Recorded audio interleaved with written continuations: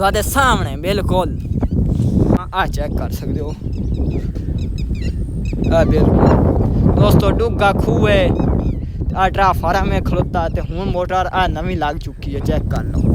अस्सलाम वालेकुम दोस्तों की हाल चाल है। उम्मीद करेंदा तुम सारे ठीक ठाक होंगे। तो अज आप करते हैं व्लॉग नवा स्टार्ट क्योंकि दोस्तों हवा ही खुली हुई है। तो मैं आख्या अज का दोस्तों व्लॉग भी खाते अज मौसम साढ़े को बड़ा प्यारा है। चेक कर सकते हो मंजर तो तुम भी खाते अज के व्लॉग बड़ा प्यारा व्लॉग बन सी इंशाल्लाह जबरदस्त। जिस भाई ने किया चैनल सबसक्राइब हो जल्दी जल्दी कर दे सबसक्राइब तो वीडियो में कर दे लाइक।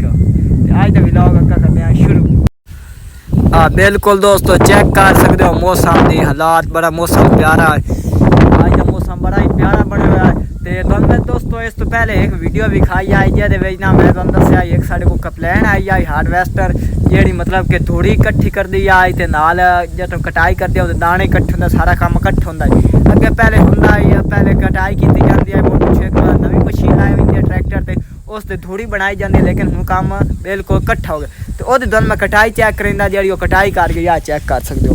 अब कमांड खड़ोता है तो आ कटाई कर गई है थोड़े थोड़े ठो छड़ गई है। बिल्कुल बड़ी खूबसूरत मशीन ही आई बड़ी कटाई छोड़ के लगी व्लॉग नहीं वेख्या जाके बिल्कुल वेख सकता है। इस तो पहले अस अपलोड किया।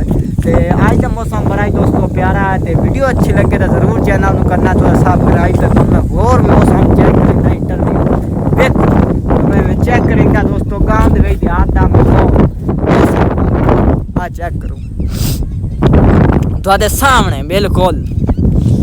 तो मैं अगर तुम चेक करेंदा दोस्तों एक पुराना खूह मतलब कि 10-12 साल का है पुराना बन गया। मैं चेक करेंदा आ चेक कर सकते हो। बिल्कुल दोस्तों डुग्गा खूह है ट्राफार्म में खलोता तो हूँ मोटर आ नवी लग चुकी है। चेक कर लो। तो उम्मीद करेंदा दोस्तों तुहानू आज का व्लॉग बड़ा ही अच्छा लगा। सी व्लॉग अच्छा लगा तो जरूर चैनल करना थोड़ा सब्सक्राइब जिस भाई नहीं किया हाले ताई सब्सक्राइब। तो वीडियो कर देना लाइक तो दोस्तों कर देना शेयर। तो इंशाल्लाह असी मिलसा है बहुत जल्दी आने वाले व्लॉग दे विच। तो आज का आप करते हैं व्लॉग का इतना एंड तो तुझा जरूर सब्सक्राइब करना सपोर्ट दोस्तों तुझा मांड के करनी है। इंशाल्लाह इस तुझे अगला व्लॉग है ना वो इंशाल्लाह इस तो ज़बरदस्त हो सी साडा। तो तब तक दोस्तों करता हूँ अल्लाह हाफिज़। अपना बहुत सारा रखिएगा ख्याल। अल्लाह हाफिज़ बाय बाय।